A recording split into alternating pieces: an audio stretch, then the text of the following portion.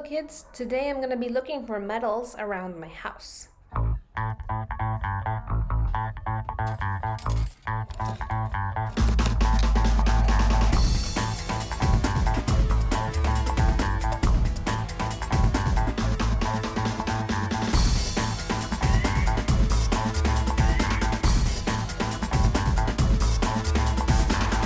Metals are one of the biggest groups in the periodic table, and that's why we can find materials around our house, around our neighborhood, in plazas, supermarkets, buildings, anywhere, and they are of very high use to us. However, not all metals are made the same. We have a very wide array of different types of metals. We have alkali metals, alkaline earth metals, transition metals, lanthanoids, and actinoids. Some of these are more common and some of them are not as common, and they all have different uses. Some of them we even eat them.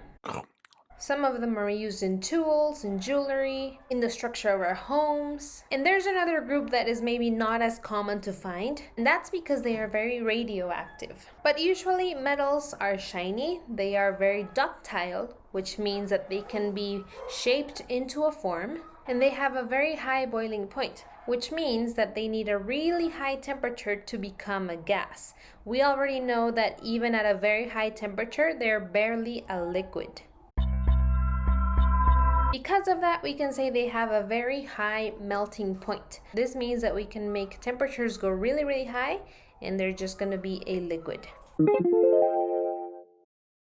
You saw some materials that were rusty at the beginning of this video, and that is because metals oxidate. Some of them take longer to rust, but they have that capacity to interact with oxygen. And then we have the property of reactivity. We can say that a big amount of the metals are reactive. If you think about it, when they rust, that is a chemical reaction. Some of them also catch on fire, and they are very easy to burn or to explode, like magnesium, sodium, lithium. Or if they're not stable, like lanthanoids and actinoids, that's also reactivity. I guess you could say that some metals are the ones that are not reactive, like gold, silver, platinum. Nevertheless, these are really useful materials in our everyday lives.